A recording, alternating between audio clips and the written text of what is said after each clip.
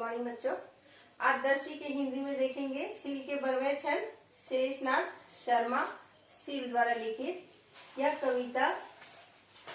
लड़की के मनोभावों का वर्णन किया गया। इसमें विदा के बेरा में उनकी मन स्थिति कैसे होती है, कैसे अपने घर वालों के बारे में वो सोचती है, अपने भाई, अपनी बहन, अपनी माँ के बारे में, अपने मायके के बारे में, अपने गांव के बारे में, और उसी को याद करते करते वो जाती है।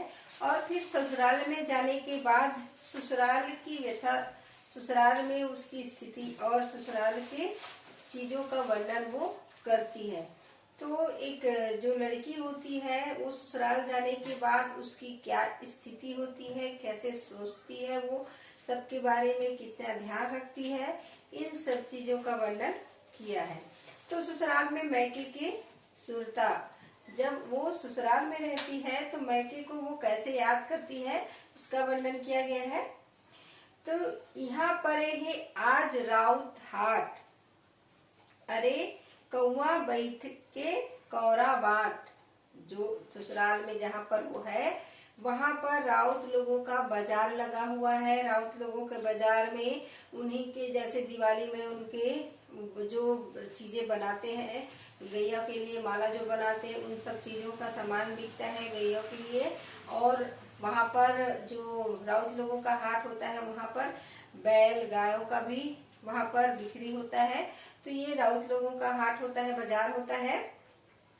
तो यहाँ पर राउत लोगों का बाजार लगा हुआ है और कौवा जो है अपने खाने का इंतजार कर रहे हैं, लिवाला का इंतजार कर रहे हैं। खाना मिले तो मैं उस कौर को कैसे बांट के खाऊं, अपने बच्चों में कैसे उसको बांटूं, उसको बता रही है। दोनों गांव के देव करो सहाय, मोर लेवार जुच्छा कभू झन जाए।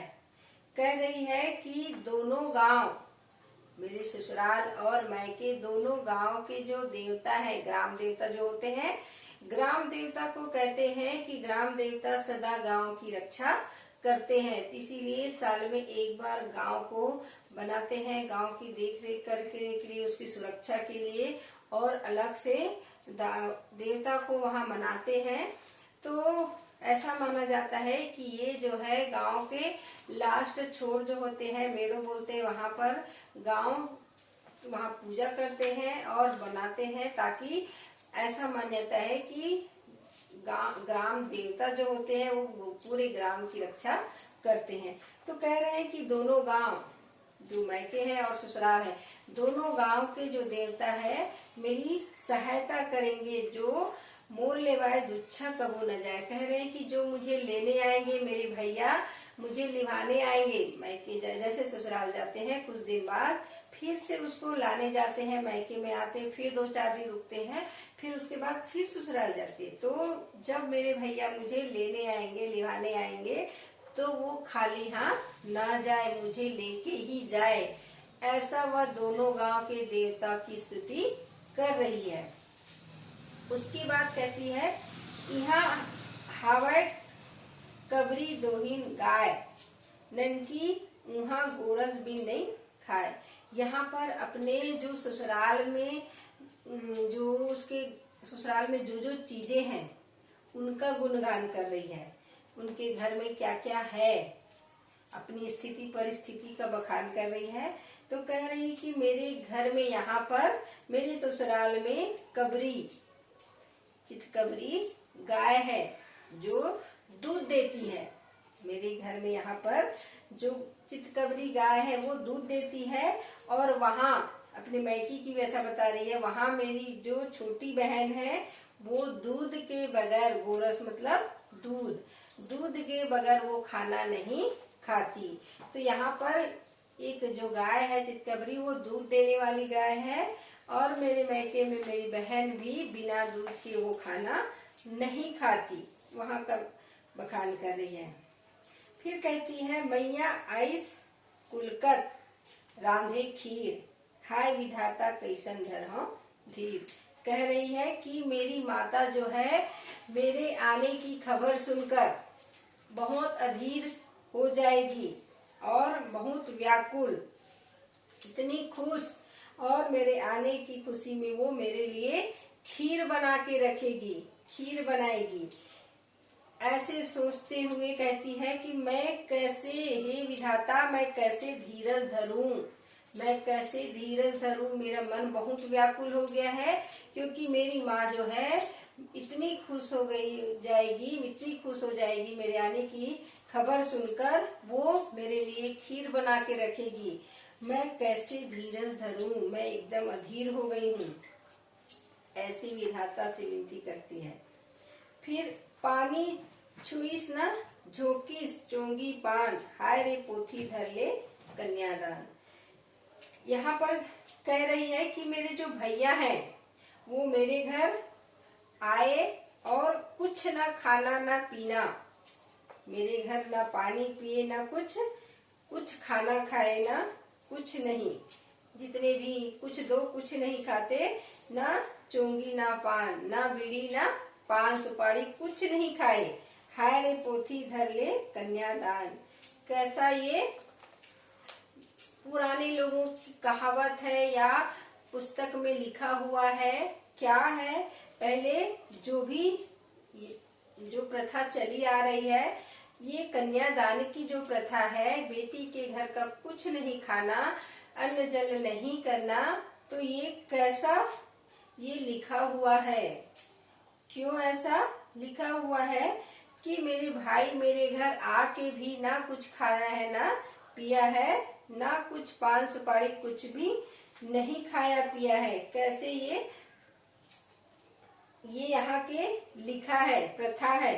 ये कन्यादान, जैसे ही कन्या का दान कर दे उसके घर का कुछ खाना नहीं कुछ पीना नहीं, ये कैसा प्रथा चली आई है।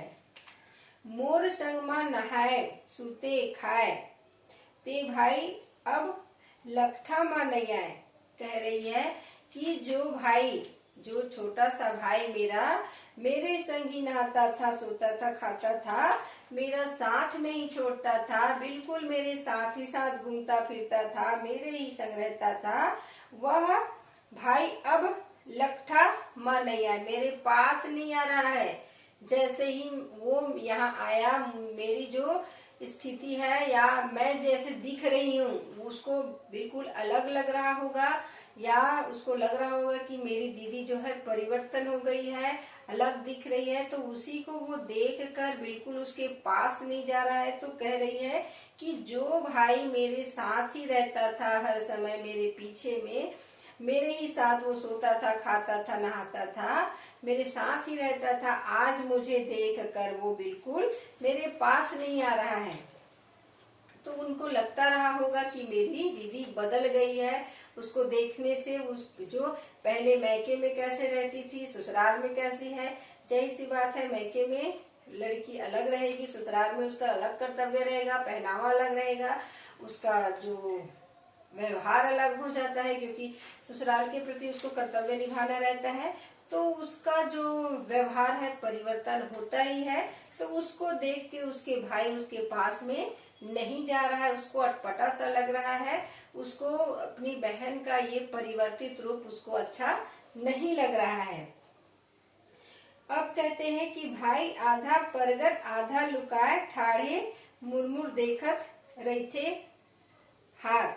कह रहे हैं कि मेरा जो भाई है वो परगट, कभी थोड़ा सा दिखता है, कभी छुप जाता है, कभी थोड़ा सा दिखता है, कभी छुप जाता है, और ठाढ़े मुरमुर देखत रहते हाय।